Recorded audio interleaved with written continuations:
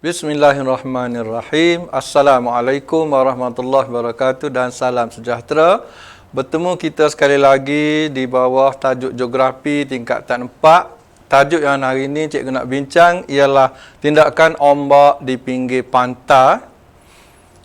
Okey, standard kandungan ialah 2.6, tindakan ombak di pinggir pantai. Standard pembelajaran ialah 2.6.1 hingga 2.6.5. Pelajar-pelajar sekalian, cikgu percaya di hadapan cikgu ini ramai pelajar yang pernah pergi ke pantai. Pernahkah pelajar terfikir, apakah maksud ombak? Okey, apakah maksud ombak? Okey, ombak ialah alunan gelombang yang wujud hasil tiupan angin yang bergeser dengan permukaan laut. Itu maksud ombak, iaitu memerlukan pada tiupan angin dan permukaan laut. Okey, kalau kita tengok rajah, ini adalah proses kejadian ombak, yang mana tiupan angin di atas dan gelombang akan terbentuk. Ketinggian ombak atau kekuatan ombak bergantung kepada tiga, iaitu laju angin, masa tiupan angin dan jarak antara pantai dengan gelombang. Laju angin ini mempengaruhi sama ada gelombang itu tinggi, ataupun rendah. Dan masa tiupan itu sama ada lama ataupun sekejap. Dan jarak antara pantai juga ialah mempengaruhi jarak ketinggian antara ombak. Alright. Seterusnya, ombak dibahagi kepada dua, iaitu ombak membinasa dan ombak membina.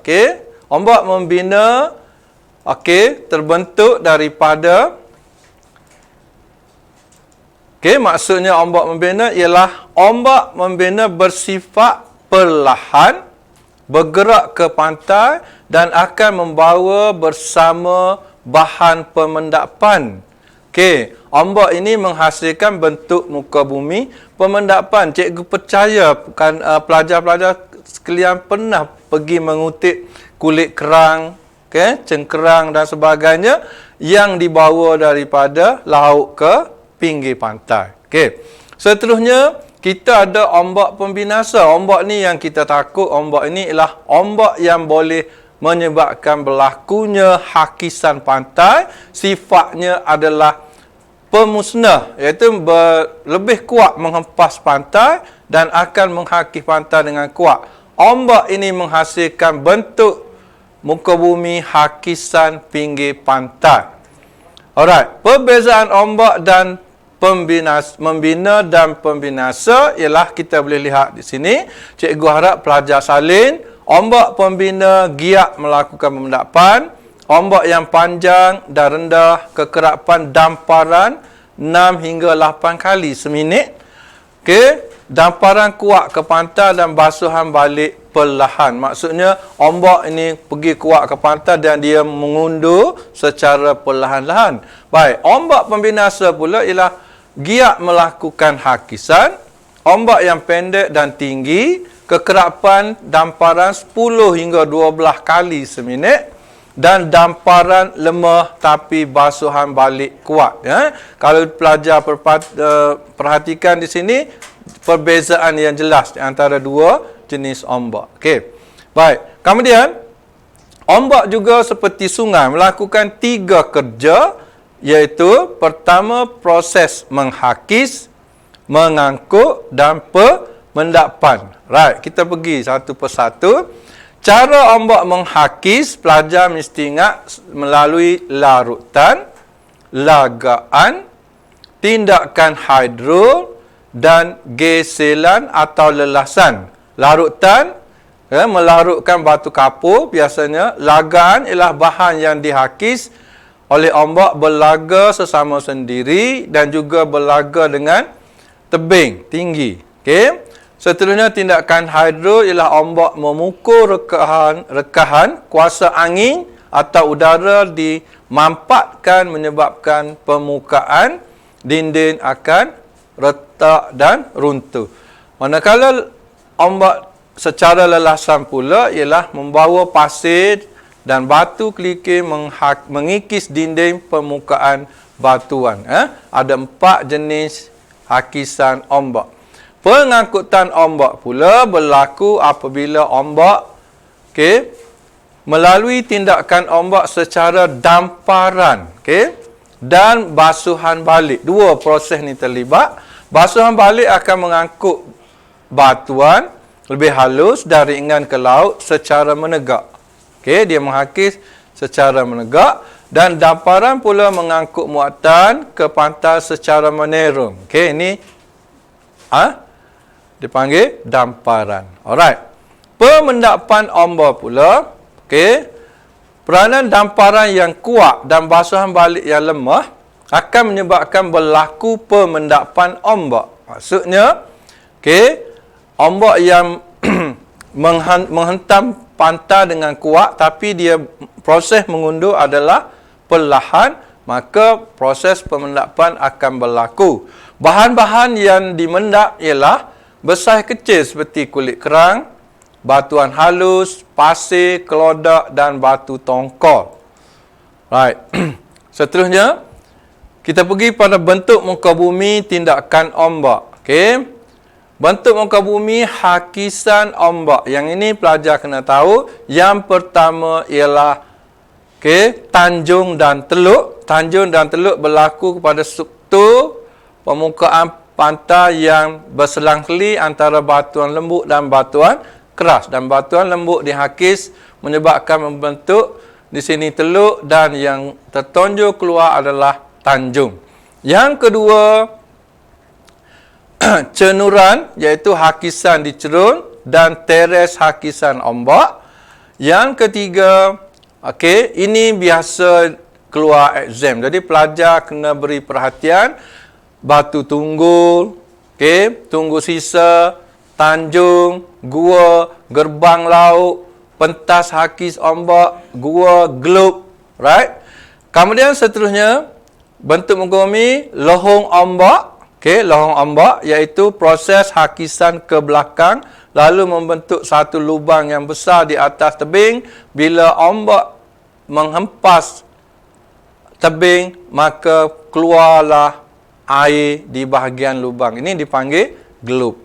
Kemudian apabila globe runtuh, dia akan menghasilkan geo.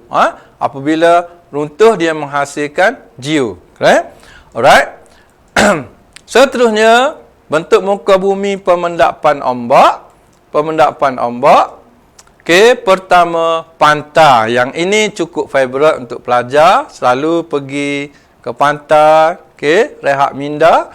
Kemudian, beting pasir, beting pasir dan tertanjung. Ini beting, satu timbunan pasir di hadapan pantai dan lalu membentuk tanjung.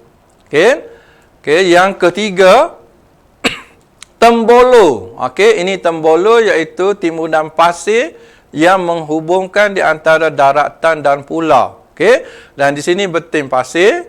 Maka ini kita namakan sebagai bentuk muka bumi pemendapan ombak.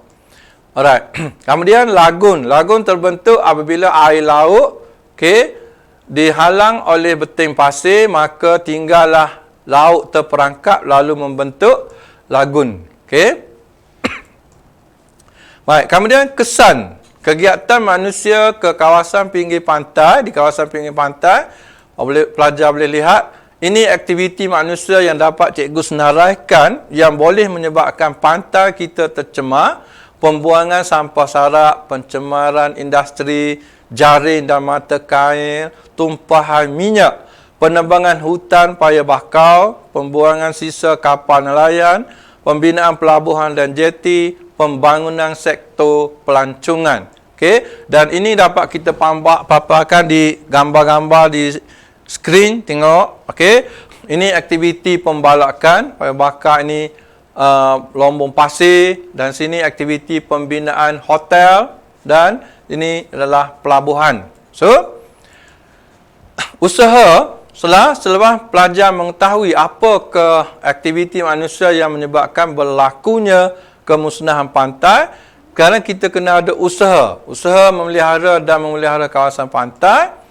Okey, pertama ialah usaha memelihara dan memelihara kawasan pantai ialah kita adakan tindakan undang-undang. Pelajar mesti salin, tindakan undang-undang, mengawal pembersihan minyak, mengawal pembersihan tumpahan minyak, membina tukun tiruan, penyelidikan ataupun pelajar boleh tulis R&D, menyediakan tapak pelupusan sisa kilang, mengawal perairan negara, kerjasama antarabangsa dengan negara-negara lain, kempen kesedaran alam sekitar. Okey, pelajar boleh tambah lagi mungkin pendidikan alam sekitar.